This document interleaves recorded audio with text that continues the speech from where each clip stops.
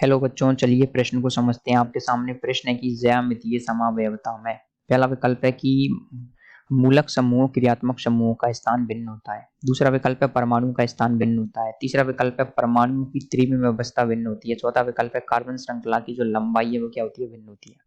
तो आपको यहाँ पर बताना है ज्यामितीय समव्यवस्था में क्या होता है। तो दिए गए प्रश्न की जो मुख्य अवधारणा है वो ये है कि आपको पता होना चाहिए ज्यामितीय समव्यवस्था में क्या होता है।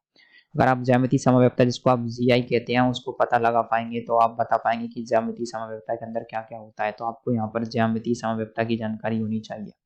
सबसे पहले आप स्टार्ट करते हैं कि ज्यामितीय समव्यवस्था क्या क्या होती है, किस प्रकार से काम करती है। तो देखिए ज्यामितीय समव्यवस्था में क्या होता है, आपके क्या होता है, प्रतिबंधित घूर्णन हो जाता है। तो क्या होता है, मान लीजिए सामान्य तौर पर कार्बन डबल बॉन्ड कार्बन या फिर कार्बन ट्रिपल बॉन्ड कार्बन के सापेक्ष जो परमाणु की क्या होती है स्थिति होती है ना, त्रिविम अवस्था में भिन्न हो जाती है। मान लीजिए एक CH3 यहाँ पर है तो आपके क्या हो जाता है, सामने वाला CH3 इस तरफ हो जाता है, एक हाइड्रोजन यहाँ पर है और एक हाइड्रोजन यहाँ पर है। तो यहाँ पर क्या होता है, देखिए एक बार तो ये दोनों एक दूसरे के आमने सामने है।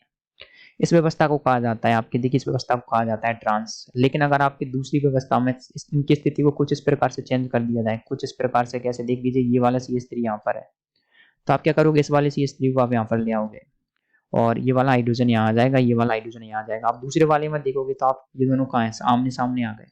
मतलब ये दोनों तो पास पास आ गए, इसको बोला जाता है समपक्ष, इसको बोला जाता है ट्रांस यानी कि विपक्ष।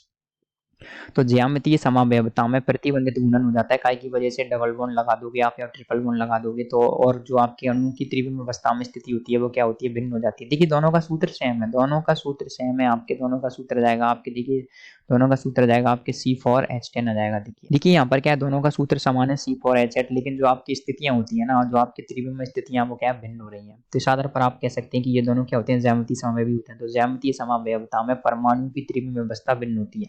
तो विकल्प सी हमारा सही होगा।